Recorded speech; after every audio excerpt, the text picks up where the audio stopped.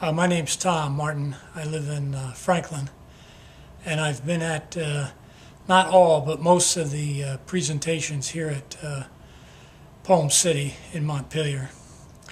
And I'd like to read my poem, Why Poetry? So here goes. The title of my poem holds both a question and an affirmation for me. Why poetry? 1. Convalescing in the sun, getting the required 10 minutes of vitamin D, pondering what has taken place, felt like things were set up. Some say Providence, 2 weeks, 2 rides, to the ER via the ambulance, Twilight Zone.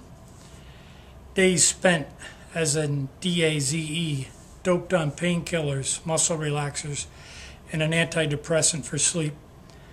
So the doc says. Eventually most of the meds would go. Reading anything in the house, seldom read prior to. Fiction is good for it takes it away. Then a biography by Robert Frost, Into My Own by John Walsh. Who was this guy, Robert Frost? And where did this book come from anyway? 2. Country Courier, small print, writing group at the Somerset. 6 p.m. Wednesdays, all is welcome. Something nudges my soul to attend.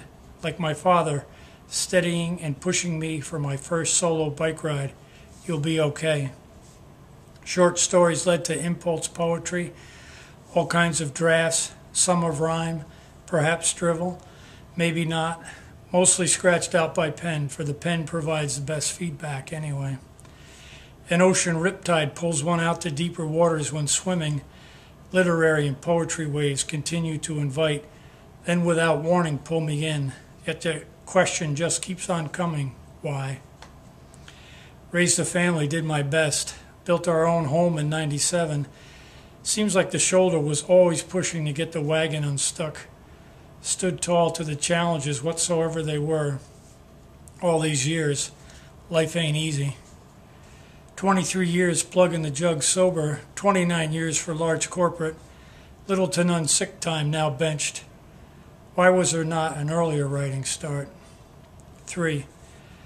While at the ER, the x-ray tech says, you was just here 2 weeks ago. The good Lord is trying to tell you something. You should listen. Time and age allow. Retire, get out while you can.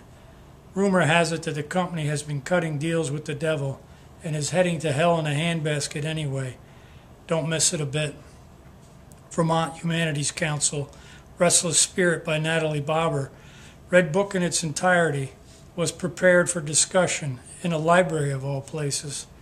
Delighted by the read and talk, but felt out of place. What's all this about anyway? Years ago it was a beer and a shot of whiskey when needed to take the stress away.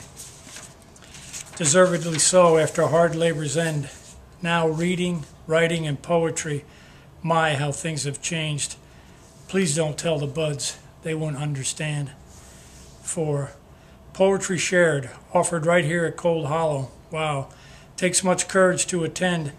Glad to be there, though. Learnt something. Undercurrents continue to meander through. Perhaps try a late-in-life literature learning school. Yet that internal voice cries out, think about it, man. This ain't you. Why this sudden need to read and write? It is with difficulty to say for sure.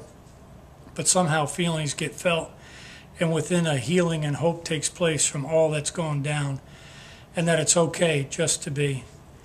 It's like coming home to safe and sound in midst of deepened woods, laced with sunlight from being outside on a very cold winter's day. Frozen and battered car hearts off, physical work done, finding self, with the backside to the old wood stove, hand built in '76. This poetry stuff warms through and through, to the bones. I found myself in Montpelier in sometime in March of 2012, and I was reading a A-frame play card, and it was talking about PoemCity and the events that were going to go on in April. And right then and there, I knew I was in. So I came back. My favorite event was Good Medicine. It talks about the presentation involved spiritual and Indian poetry, which I found very enjoyable. And my favorite poem that I've read throughout the city is Dog Death.